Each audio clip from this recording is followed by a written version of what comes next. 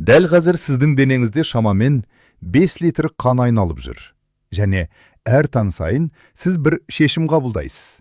Сол қан қою болады ма, әлде еркін аға ма? Бір ғана әрекет бар, тегін. Бар болғаны 30 секунд алады. Бірақ адамдардың көпшілігі дәл соның керісінше жасайды. Олар таңертең тұрып, кофе ішеді. Және өздері байқамай ағзада бұзылу процесін бастайды. Бүгін мен сізге бір стақан жылы судың денеңізде минут сайын не істейтінін көрсетемін. Және ескертіп қояйын. Осыдан кейін сіз бұрынғыдай таңды бастай алмайсыз. Таңертең не болады? Көз алдыңызға елестетіңіз. Сіз ұйқыдан тұрдыңыз. 6, 7, мүмкін 8 сағат бойы бір тамшы су ішкен жоқсыз. Осы уақыт ішінде не болды? Сіздің денеңіз ұйықтаған жоқ. Ол жұмыс істеді, тыныстады, керледі, зиянды заттарды шығарды, және осының бәріне су жұмсады. Бір түнде сіз 300-ден 700 миллилитрге дейін су жоғалтасыз. Ойланып көріңіз, бұл 1 литрге жуық. Бұл ыстықта 3 километр жүгіріп келіп, су ішудің орнына кофе ішкенмен бірдей. Ақылға сыймайды, солай ма? Бірақ адамдардың 80% дәл осылай жасайды. Ал енді басқа нұсқаны елестетейік. Сіз бір стақан жылы су аласыз. Ыстық емес, суық емес. Дене температурасына жақын 36-40 градус. Бір жұтым ішесіз. Не болады? Алғашқы секундтар. Алғашқы 3 секундта су ауыз қуысына тиеді. Онда 10 мыңнан астам рецептор бар. Олар бірден миға сигнал жібереді. Сұйықтық келді. Таңғы процестерді бастауға болады. Бұл машинаны от алдырған сияқты. Бұл сигнал болмаса, сіздің денеңіз түнгі режимде қалады. Баяу, ауыр, ұйқылы. 10 секунд. Су өмештен өтеді. Егер сіз суық су ішсеңіз, тамырлар тарылып, спазм пайда болады. Сіз оны сезбейсіз, бірақ ішінде стресс басталады. Ал жылы су ше, ол жұмсақ өтеді. Ағзаға соққы бермейді. Бұл денеңізбен достық қарым-қатынас. 20 секунд. Су асқазанға жетеді. Көп адам таңертең асқазан бос деп ойлайды. Бірақ ол бос емес. Онда қышқыл, шырыш, фермент қалдықтары бар. Бұл қышқыл түні бойы жиналады. Егер сіз таңертең ештеңе ішпесеңіз, ол қышқыл күн сайын асқазан қабырғасын баяу бұзады. Жылдар бойы. Осыдан гастрит пайда болады. Жылы су не істейді? Жылы су қышқылды жұмсартады, қабырғаларды шайып тазартады. Асқазанды таңғы асқа дайындайды. Және бұл әсерді ешбір дәрі дәл осылай жасай алмайды. Бұл тек бастамасы ғана. Өйткені дәл осы сәтте асқазанда процесс жүріп жатқанда сіздің қаныңызда әлдеқайда маңызды өзгерістер басталады. Қаныңыз таңертең қандай күйде? Сіз ояндыңыз, бірақ әлі су ішкен жоқсыз. Осы сәтте сіздің қаныңыз 20-25% қоюланып кетеді. Көз алдыңызға елестетіңіз. Кеше еркін аққан өзен бүгін батпаққа айналған. Эритроциттер, қызыл қан жасушалары бір-біріне жабысып қалады. Медицинада бұл құбылыс сладж феномен деп аталады. Ұсақ-ұсақ түйіршіктер пайда болады. Олар ең жіңішке тамырлардан әрең өтеді. Ал сол капиллярлар, олар адамның шашынан да жіңішке. Егер сол жерде бір түйін тұрып қалса, арғы жағындағы тін оттегісіз қалады. Егер ол мида болса, микроинсульт. Жүректе болса, микроинфаркт. Сіз оны байқамауыңыз мүмкін, бірақ жасушалар өледі. Қайтарымсыз. Ең қауіпті уақыт. Таңғы 6 мен 10 аралығы. Ең қауіпті уақыт. Статистика бойынша, жүрек қан тамыр ауруларының 60% дәл осы уақытта болады. Себебі қан қою, айналым баяу, тамырлар қысымда. Бір стақан су не істейді? Жылы су ағзаға түскенде, ол суық суға қарағанда 3-4 есе жылдам сіңеді. Суық су – стресс. Ағза оны алдымен жылытады, сосын ғана пайдаланады. Ал жылы су ше, 5-7 минут ішінде тікелей қанға өтеді, және дәл осы жерде ғажайып басталады. 7 минут ішінде не болады? Қан сұйыла бастайды. Жабысып қалған жасушалар ажырайды. Айналым жылдамдайды. Көз алдыңызға елестетіңіз. Бітеліп қалған құбырды ашқандай. Алғашында лай су ағады. Сосын таза, жылдам ағыс пайда болады. 7-10 минут ішінде қанның ағысы 15-20% жақсарады. Дәрісіз, қоспасыз, тек су. Жүрек не сезеді? Қан жеңіл ағылғанда жүрекке күш аз түседі. Қысым тұрақталады, пульс қалыпқа келеді. Сіз мұны сезбеуіңіз мүмкін, бірақ егер жүрегіңіз сөйлей алса, ол сізге рахмет дереді. Адамдар не істейді? Адамдар не істейді? Қымбат дәрі алады. Қанды сұйылтатын препарат ішеді. Витаминдерді жұтады. Бірақ ең қарапайым нәрсені ұмытады. Таңертең ағзаға су беру. Енді ең қызығы басталады. Қан қалыпқа келіп жатқанда, денеңіздің басқа бөлігінде тағы бір жүйе іске қосылады. Оны ғалымдар екінші ми деп атайды. Бұл жай сөз емес. Сіздің ішегіңізде 300 миллион нейрон бар. Бұл иттің бүкіл миындағы нейронмен тең. Және бұл екінші ми таңертең бір ғана сигнал күтеді. Сол сигнал су. Суық. Су не істейді? Міне, сізді таңғалдыруы мүмкін факт. Суық су май жағуды 40%-ға дейін баяулатады. Ағза сақтау режиміне өтеді. Жинақтайды, жақпайды. Сіз диета ұстап, калория санап жүрсеңіз де нәтиже болмайды. Себебі, таңертең бір стақан мұздай сусын май жағу процесін өшіріп тастайды. Ал жылы су ше? Жылы су керісінше. Дене температурасын сәл көтереді. Метаболизмді 12-15% жылдамдатады. Бұл көлікті қыздырғанмен бірдей. Суық мотор көп отын жейді. Қызған мотор киімді жұмыс істейді. Алғашқы 10 минутты қортайық. Бір стақан судан кейін. Асқазан тазарды. Қан сұйылды. Жүрекке жеңілдеді. Метаболизм іске қосылды. Және бәрі 0 теңге 0 жанама әсер. Бірақ ең маңыздысы әлі алда. Себебі енді су ішекке жетеді. Ал дәл сол жерде сіздің иммунитетіңіз, көңіл күйіңіз және энергияңыз шешіледі. Ішек. Сіздің екінші миыңыз. Жылы су асқазаннан өтіп ішекке жетеді. Дәл осы жерде көп адам білмейтін ең маңызды процесс басталады. Сіз бақыт гормоны, серотонин туралы естідіңіз бе? Көпшілік оны мида пайда болады деп ойлайды, бірақ шындық басқа. Серотониннің 95%-ы ішекте түзіледі. Егер ішек дұрыс жұмыс істемесе, көңіл күйіңіз төмендейді, энергия азаяды, тіпті депрессия пайда болуы мүмкін. Сіз психологқа баруыңыз мүмкін, медитация жасауыңыз мүмкін. Бірақ мәселе басыңызда емес, ішіңізде болуы мүмкін. 7 минут. Барлығын өзгертетін уақыт. Жылы суға небәрі 7 минут керек. Қанға өтіп, бүкіл жүйені іске қосу үшін. Осы 7 минут сізді аурудан да, немесе денсаулықтан да бөліп тұруы мүмкін. Ішекте не болады? Ішектің ұзындығын жазып жіберсе, оның ауданы шамамен 30 қосыл метр квадрат болады. Бұл шағын пәтер сияқты. Енді елестетіңіз. Сол пәтер әр түн сайын қалдықтармен, токсиндермен, шырышпен толып қалады. Егер тазаланбаса не болады? Дәл сіз ойлағандай, лас жинала береді. Гастроколикалық рефлекс. Жылы су ішекке жеткенде бір ерекше механизм іске қосылады. Ол гастроколикалық рефлекс. Қарапайым тілмен бір сигнал түседі және бүкіл ішек оянады. Толқын сияқты. Бір бөлім қозғалады, екіншісі, үшіншісі. Неге бұл маңызды? Егер бұл процесс таңертең іске қосылмаса, қалдықтар ішекте қалады, шірі бастайды. Токсиндер қайтадан қанға өтеді. Ішек қабырғасы өте жұқа, бар болғаны бір жасуша қалыңдығында. Сондықтан зиянды заттар оңай өтеді. Бұл жағдай ішек өткізгіштігінің жоғарылауы деп аталады. 50 жастан асқан адамдардың 70%-ында осы мәселе бар. Мүмкін сізде де бар. Ішек пен ми байланысы.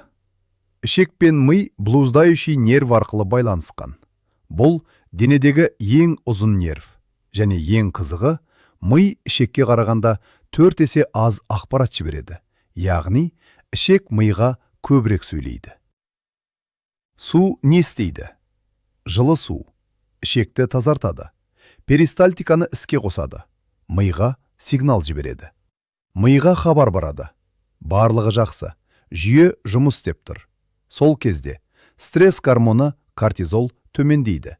Дене тыныштала бастайды. Сіз ештеңе істемедіңіз, тек су іштіңіз. Бірақ ағза стресстен шығу режиміне өтті. Микрофлора сізді көділгейді. Ішекте пайдалы бактериялар бар. Олар серотонин, дофамин, тыныштық гормондарын өндіреді. Бірақ түнде олар да ұйықтайды. Таңертең оларды ояту керек. Қалай? Жылы сумен. Жылы су дұрыс температура береді, ылғал береді, орта қалыптастырады. Нәтижесінде бактериялар оянады және жұмысын бастайды. Маңызды факт. Ішек микрофлорасы бұзылған адамдарда депрессия қаупі 2 есе жоғары. Бұл жай көңіл күй емес. Бұл биохимия. Иммунитет қайда? Ағзадағы иммун жасушаларының 70% ішекте орналасқан. Бұл сіздің қорғаныс жүйеміз. Егер ішек лас, бітелген, қабынған болса, иммунитет дұрыс жұмыс істемейді. Ол қауіпті көрмейді, немесе өз ағзасына шабуыл жасайды. Аутоиммунды аурулар. Асқазан, қан, ішек. Барлығы бір-бірімен байланысты. Және осы тізбектің келесі бөлігі ағзаның ең маңызды фильтрі. Сіз оны күн сайын жүктейсіз, бірақ байқамайсыз. Ағзаның негізгі фильтрі. Енді ең маңызды мүшелердің біріне келдік. Салмағы шамамен 1,5 килограмм, 500-ден астам функция орындайды. Тәулік бойы тоқтаусыз жұмыс істейді. Бұл сіздің бауырыңыз. Түнде сіз ұйықтап жатқанда, бауыр ең ауыр жұмысты атқарады. Әсіресе түнгі 1 мен 3 аралығында детоксикацияның негізгі кезеңі жүреді. Ағза дәрі қалдықтарын, гормондарды, ақуыз ыдырау өнімдерін бәрін өңдеп шығаруға дайындайды. Таңертең не болады? Таң атады. Барлық қалдықтар дайын. Олар шығу керек. Бірақ бір нәрсе жетіспейді. Тасымалдаушы. Су. Көпшілік не істейді? Адамдар су ішудің орнына кофе ішеді. Бұл үлкен қателік. Кофе не істейді? Кофеин күшті диуретик. Ол суды шығарады, ағзаны одан әрі құрғатады. Ал сіздің ағзаңызда онсыз да су жетіспейді. Нәтижесінде токсиндер шықпай қалады. Қайтадан қанға өтеді. Бауыр қайта өңдеуге мәжбүр болады. Яғни 2 есе жүктеме күн сайын, жылдар бойы. Салдары. Сондықтан адамдарда тері солғын, түстен кейін шаршау, холестерин жоғары, ұйқы бұзылған. Бұл бөлек-бөлек проблема емес. Бұл бауырдың шаршауы. Жылы су не істейді? Жылы су тез сіңеді, токсиндерді ілестіріп әкетеді, ағзадан шығаруға көмектеседі. Зерттеулер бойынша, 1 стақан жылы су таңғы детокс процесін 30%-ға жылдамдатады. Бұл 1 швабрамен емес, 3 швабрамен тазалағандай. Өт туралы маңызды нюанс. Түнде өт қабында өт жиналады. Таңертең ол шығуы керек. Неге? Майларды қорыту үшін, ферменттерді іске қосу үшін. Егер өт шықпаса, ойланады, тоқтап қалады. Кристалдар түзіледі. Уақыт өте, тас пайда болады. Көп адамдар өт қабын алып тастаған, бірақ олар білмейді, бәрі таңертең су ішпеуден басталған. Жылы су не істейді? Өт бөлінуін жұмсақ түрде іске қосады. Дәрсіз, табиғи түрде. Лимфа, көрінбейтін жүйе. Енді тағы бір маңызды жүйе. Көп адам оны мүлде елемейді. Бұл лимфа жүйесі.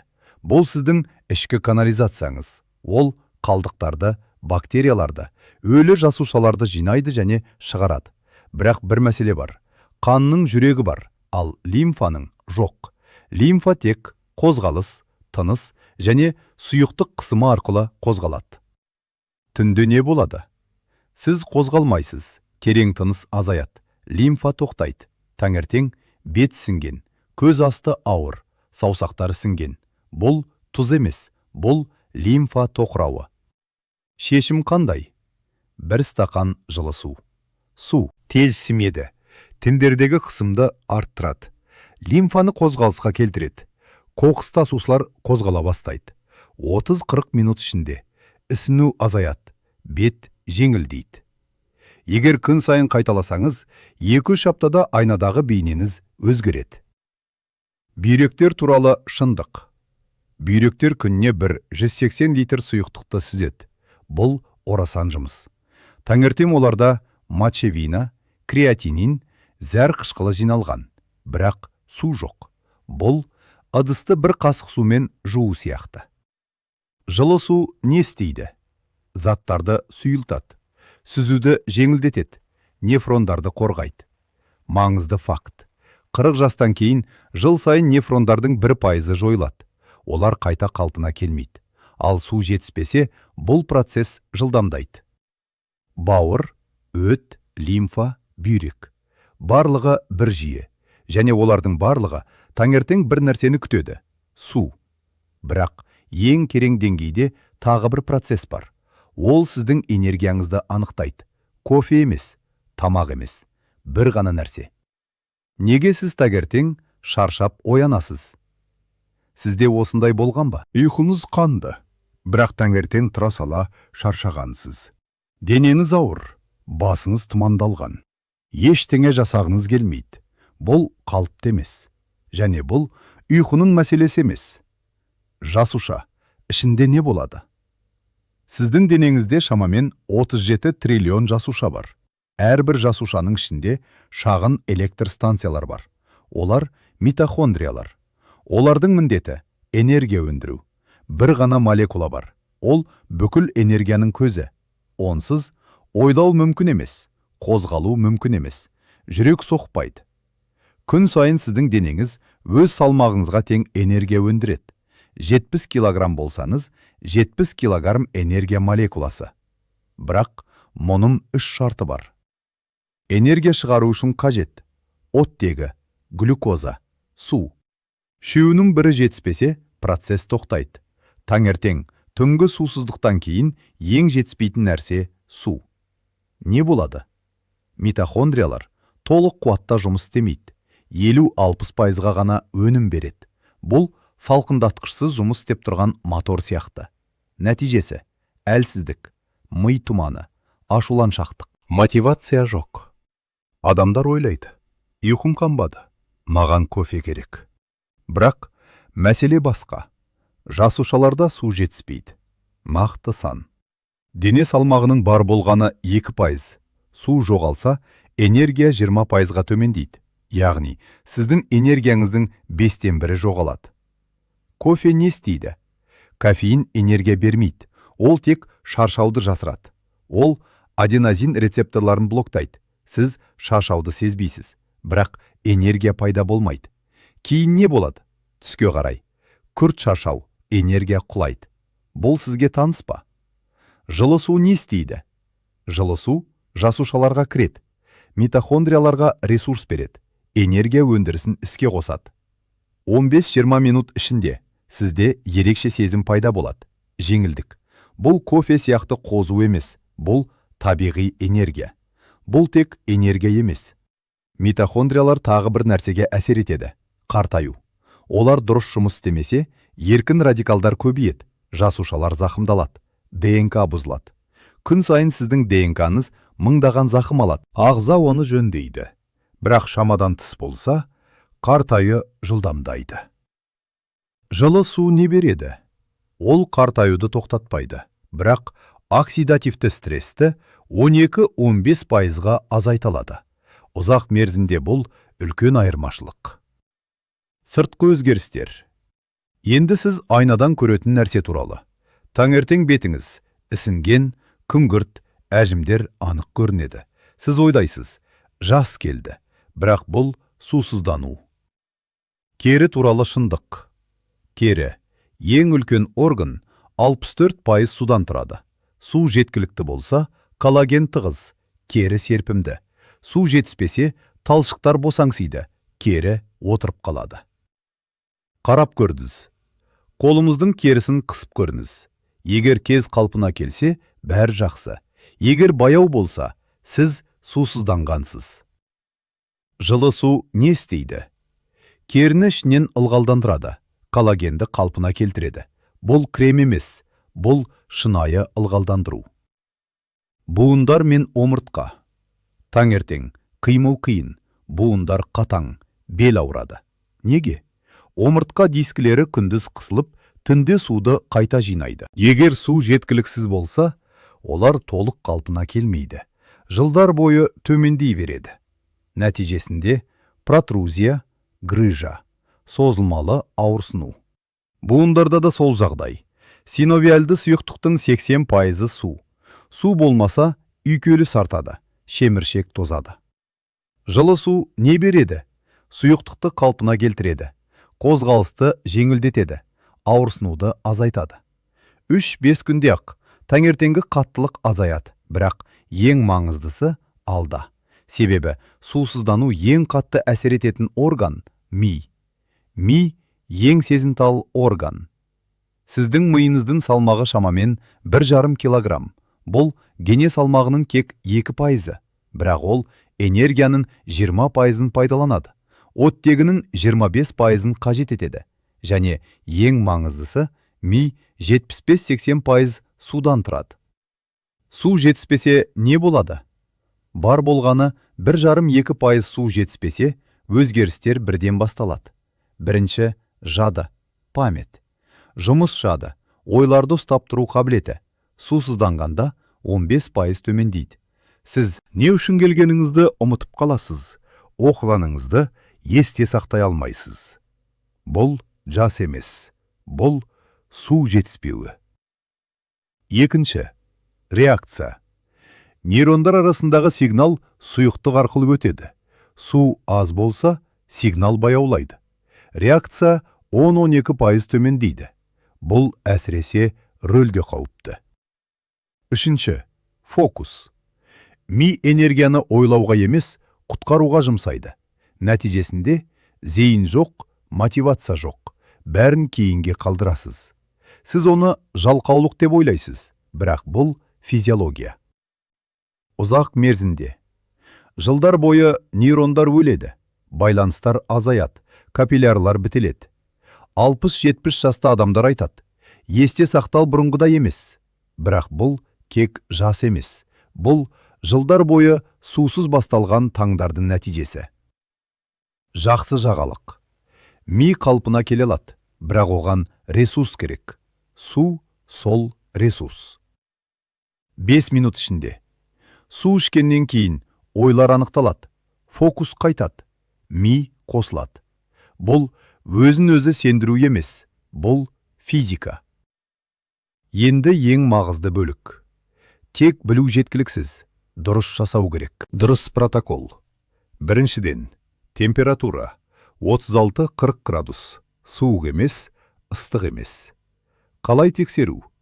Бірегіңізге тамызыңыз, жайды болса дұрыс. Екіншіден, көлем 200-250 мл, 80 килограмм, плюс 300 мл, 60 килограмм, 200 мл, 500 мл, ішу қате. Асқазанға ауыр. Үшіншіден, қалай ішу керек? Бірден емес, ұрттап 1-2 минут ішінде. Төртіншіден, қашан? Оянған бойда, телефонға қарамай, тіс жұмай тұрып. Бірінші әрекет су. Бесіншіден, тамаққа дейін 20-30 минут күтіміз. Қосымшалар. Лимон болады, куркума болады, бал, абайлап, сірке суы, міндетті емес, сода болмайды. 30. Күндік нәтиже. 1. 3 күн. Жиі дәрет, ішек қозғалады, қалыпты. 4-ші күн. Буын жеңілдейді, бас кез ашылады. 2-ші апта. Ас қорыту жақсарады, тері сергек көрінеді. 3-ші апта. Энергия тұрақты, ұйқы жақсарады. 4-ші апта. Қан көрсеткіштері жақсарады, жалпы жағдай өзгереді. Кімге абай болу керек? Бүйрек ауруы, жүрек жеткіліксіздігі, асқазан мәселелері. Күмән болса, дәрігермен кеңесіңіз. 1 стақан жылы су. Қанды сұйылтады, асқазанды қорғайды, ішекті іске қосады, бауырды жеңілдетеді, лимфаны қозғайды, бүйректі қолдайды, энергияны арттырады, керіні жақсартады, буынды қорғайды, миды іске қосады. 10 жүйе. Бірінші әдет. 0 теңге. Сізге тек бір нәрсе керек. Ертең таңертең байқап көру. 30 күн. Сосын өзіңіз шешесіз.